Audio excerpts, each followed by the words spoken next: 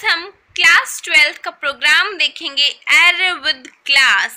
Complete program अच्छे से explanation देखेंगे। ये एरे से रिलेटेड प्रोग्राम है। So let's start the program titled array with class.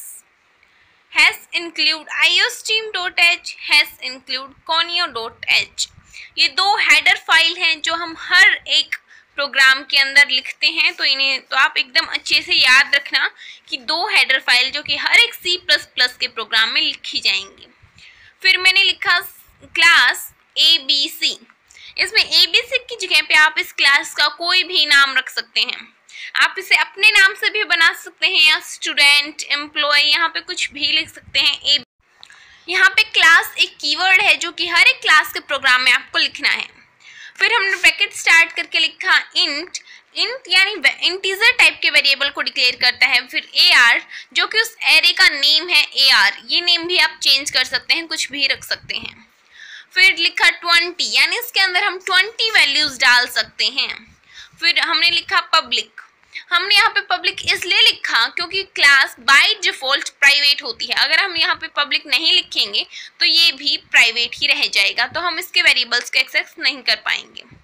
हमने लिखा void get data, एक मेंबर फंक्शन है, यानी कि इसके अंदर हमें कुछ फंक्शंस भी डिक्लेयर करने होते हैं।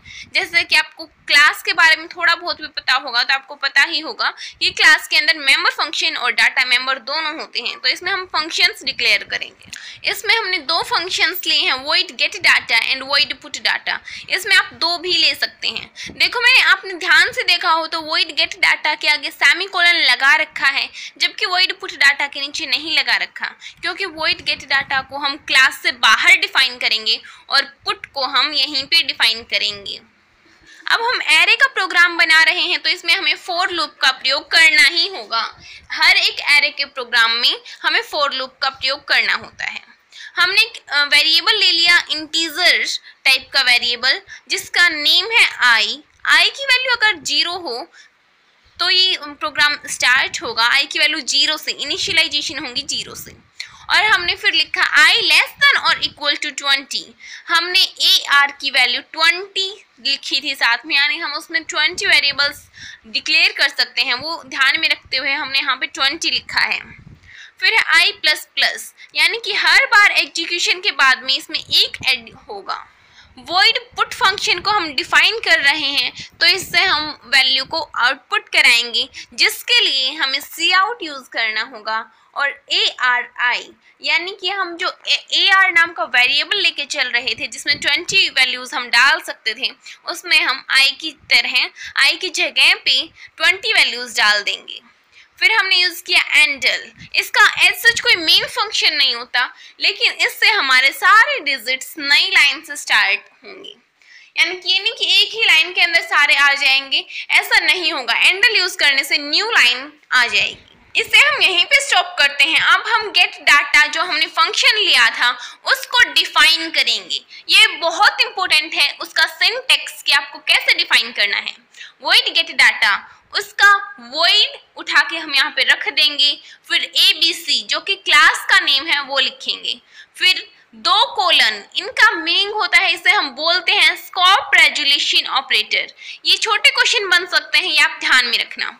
फिर हमने लिखा गेट डाटा, ये फंक्शन का नेम है जिसे अभी हम डिफाइन करने वाले हैं। फिर cout enter elements of array, हमारे स्क्रीन के ऊपर आ जाएगा कि एरे के एलिमेंट्स को डालो। फिर से हमें लूप चलाना पड़ेगा। एक बार इनपुट के लिए लूप चलाएंगे और एक बार आउटपुट के लिए फॉर लूप चलाएंगे। तो बिल्कुल उसी तरीके से चलाना है जैसे आपने पहले इसे चलाया था आउटपुट के लिए। फिर हमने लिखा CIN यानी कि जैसा कि मैंने आपको बताया था 2 बार लूप चलाना होगा, एक बार आउटपुट के लिए, एक बार इनपुट के लिए। हम आउटपुट करवा चुके हैं, अब हम इसका CIN यानी इसको इनपुट कराएंगे तो उसके लिए हमें फिर से लिखना होगा CIN ARI। आई में जितनी भी वैल्यू होंगी वो सारी इनपुट हो जाएंगी। फिर हमें 2 बार कर्ली ब्रैकेट को क्लोज करना पड़ा, क्योंकि आप ध्यान से देखेंगे, वीडियो को पीछे करके देख लें, हमने पहले 2 बार कर्ली ब्रैकेट्स को ओपन कर रखा है। फिर हम void मेन फंक्शन को स्टार्ट करेंगे। अभी तक हम क्लास बना रहे थे, क्लास के फंक्शंस डिफाइन कर रहे थे, अभी है void मेन प्रोग्राम यहीं से स्टार्ट होता है। इसका मेन प्रोग्राम बहुत छोटा होता है, लेकिन क्लास के कारण, उसके फंक्शंस के कारण प्रोग्राम बड़ा हो जाता है। वो डिफाइन करने पड़ते हैं, डिक्लेयर करने पड़ते हैं, इस कारण हमें प्रोग्राम बड़ा लगता है, बट इतना हार्ड नहीं होता अगर आप इसे अच्छे से देखें तो। फिर से ABCA1 देखो, एक हमेशा याद रखना, एक इम्पोर्टेंट क्वेश्चन है, what are called instance of class. Instance of class क्या होते हैं? ऑब्जेक्ट। तो यहाँ पे ABC हमने क्लास का नाम रखा था ABC, उसके साथ एक वेरिएबल डिक्लेयर किया है A1।